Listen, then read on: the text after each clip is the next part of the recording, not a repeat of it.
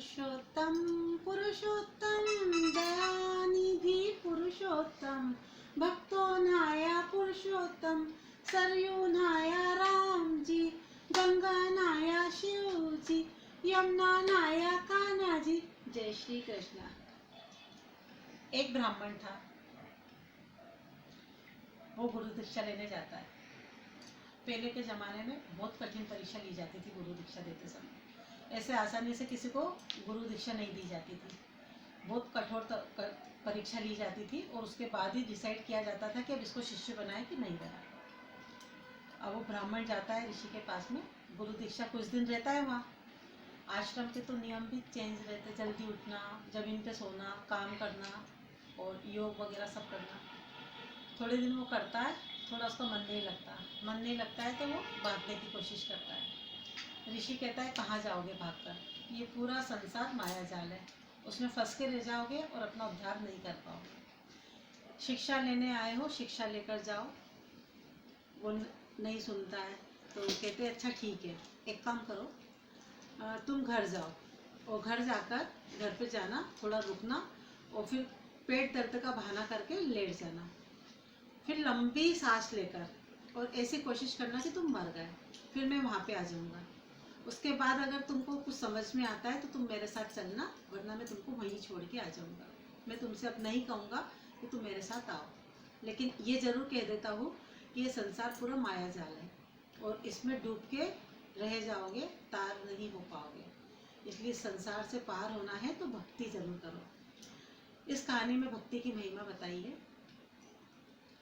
अब वो जाता है घर पर, उसके घर जाता है, बढ़िया खाना वाना खा के और एकदम पेट दर्द का बहाना करने लगता है। पेट दर्द का बहाना करके लंबी सांस लेके और ऐसे लेट जाता है जैसे वो मर गया तो एकदम सब लोग कहते हैं अरे इसे क्या हो गया। ऋषि को पता जब बताते हैं कि वो ऐसा ऋषि आते हैं वहाँ से, तो ऋषि कहते हैं कि मैं इसे अपने भक्ति के तप से जीवित कर दूंगा। सब लोग बड़े खुश हो जाते हैं, सब रो रहे होते, उसकी बहन, उसकी भाभी, उसके मम्मी पापा, उसकी पत्नी, सब रो रहे होते, बहुत रो रहे होते सारे के सारे। तो वो कहता है कि मैं ना इसको जीवित कर दूंगा, जाओ एक लोटा जल लेकर आओ। जल लेकर आते हैं तो कहते हैं ये जल हैगा, अब एक काम करो कि पापा जी आप आ जाओ, आपकी कितनी उम्र है। वो कहते मेरी उम्र है 70 साल की। तो क्या आपने दुनिया देख ली। तो क्या हाँ देख ली। अच्छे से देख ली कि अच्छे से देख ली, खूब अच्छे से देख ली। तो क्या अब एक काम करो, आप पे मैं जल छिड़क देता हूँ मंत्र पढ़ के, तो आप इसकी जगह मर जाओगे और ये जीवित हो जाएगा। वो मना कर देते, नहीं नहीं मैं क्यों मरूँ, और अभी मैंने कोई दुनिया नहीं देखी, और अभी अभी मैंने देखा ही क्या है, और मेरे को तो नहीं मरना, ये और वो करके वो पीछे हट जाते। उसकी माता श्री से कहते आप आ जाइए। तो आपका तो बेटा था ना, आप तो अपने बेटे से बहुत प्यार करती हो, तो अपने बेटे, आपके बेटे ने आपके लिए इतना सब कुछ करा है तो आप इतना तो कर ही सकती हो। और अब आपकी तो उम्र भी हो गई, आपने सब कुछ अपना कर ही लिया अपने जीवन का, और इसकी वो भी उम्र क्या है, इसके तो बीवी बच्चे छोटे हैं और अभी ये जवान है। तो एक काम करो माता जी, आप पे मैं मंत्र पढ़ के और ये जल छिड़क देता हूँ, तो आप मर जाओगे और ये आपका पुत्र जीवित हो जाएगा।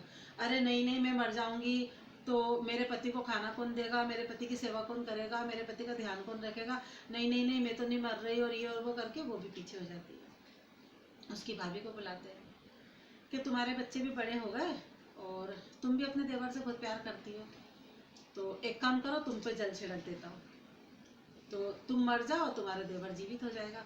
अरे नहीं नहीं मैं कैसे मर जाऊँ, और मैं क्यों मर जाऊँ, और ये और वो फलाना ठिकाना, और ऐसे कर करा के वो भी पीछे छुड़ा लेती है। बहन खूब रो रही होती, चिल्ला चिल्ला के हाय मेरा भाई, हाय मेरा भाई इतना अच्छा था, ये और वो। बहन को बुलाते हैं, तू तो अपने भाई से बहुत प्यार करती है ना, तो एक काम कर, तू दे दे के अपना जीवन और तेरा भाई जीवित हो जाएगा। अरे मैंने देखा है कि अभी तो मेरी शादी भी नहीं हुई है, और मैं क्यों मर जाऊँ, और अभी तो मैंने क्या देखा हैगा, और मैं क्यों मर जाऊँ, मैं क्यों मर जाऊँ, ऐसे करते करते बहन भी पीछे हो जाती है। वो सब सुन रहा होता है, लेटा लेटा वो सब देख रहा होता है कि मैंने सबके लिए सब कुछ करा जीवन भर, लेकिन देखो मेरे लिए कोई कुर्बानी देने के लिए आगे नहीं आ रहा। खड़ा होता है वो एक सेकंड में और ऋषि से कहता है चलिए महाराज। तो ये भक्ति की महिमा है, भक्ति ही सब कुछ है, इसलिए भक्ति करो, संसार के मोह जाल में ना फंसो। राधे राधे।